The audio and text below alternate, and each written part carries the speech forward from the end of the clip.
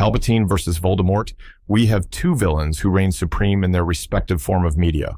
For Palpatine, he is arguably cinema's most evil villain, while Voldemort is a strong contender for the literature side.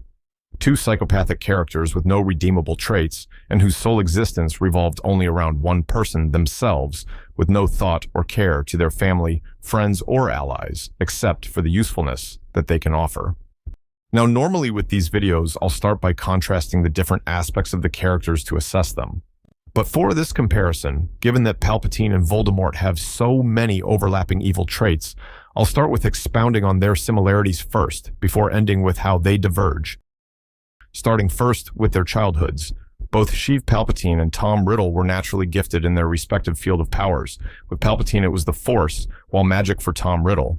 Early on, we see the signs of antisocial personality disorder in both of them, with the two characters being responsible for the deaths of several family members. With Palpatine, he despised his father, who he viewed as simple-minded, and after killing him, he compounded his evil by doing the same with his brothers and sisters to remove his competition to his father's legacy. Voldemort did the same with his father and his grandparents as well, but out of a disdain for them for being muggles, a fact which he detested and believed to be a stain in his legacy. On a less egregious scale, Voldemort was also found to torture animals for sport as a boy, an early sign of the greater sadism he would partake of as an adult. In their formative years leading up to their rise in power, both Palpatine and Voldemort were experts in the art of concealing their true objectives, hiding their evil in plain sight. For about half of his life, Palpatine appears to be a benevolent and caring gentleman, one whose gentle smile and soft conversational tone could easily put his listeners at ease. Voldemort also had a strong social presence in his youth as Tom Riddle, the handsome and well-articulated Hogwarts student who appears to be nothing like the Dark Lord he would become.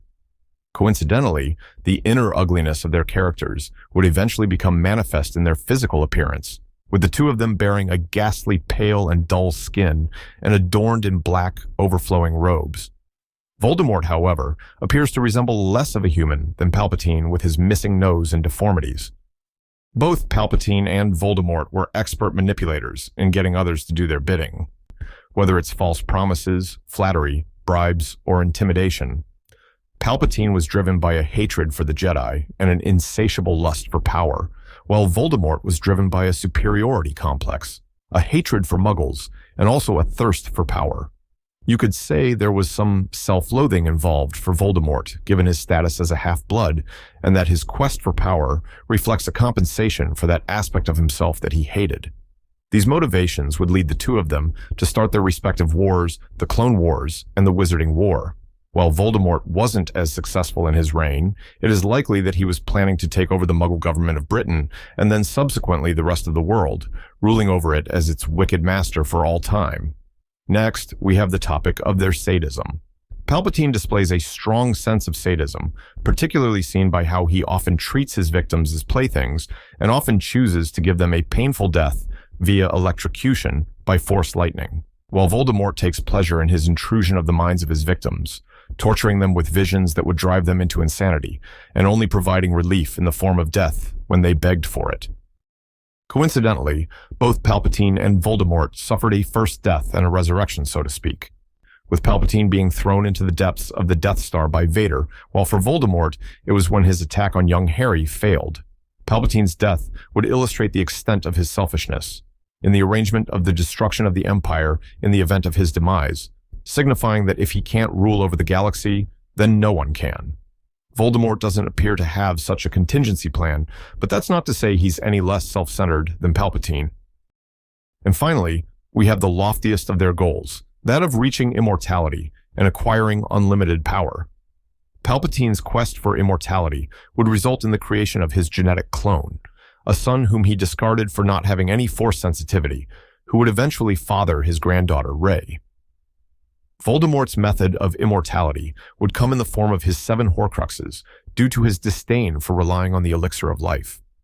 So with all that in mind, we can see a common thread of self-centeredness, a lack of regard for the lives of others, being consumed with a quest for power, and a devious pleasure in the suffering of others.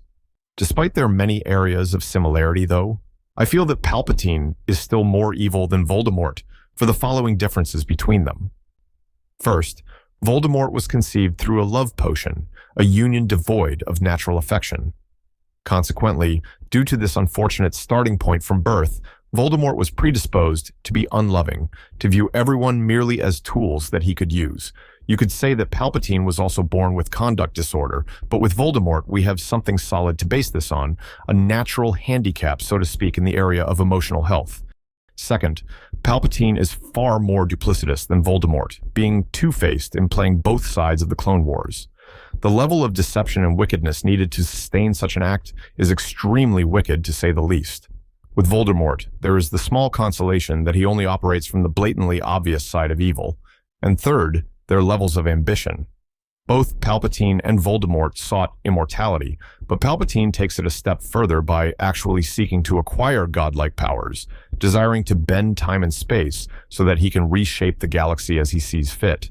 And, if he were successful, he would have added far more misery to an already suffering galaxy under the cruel reign of the Empire. So, for those reasons, Palpatine reigns as the more evil of the two Dark Lords.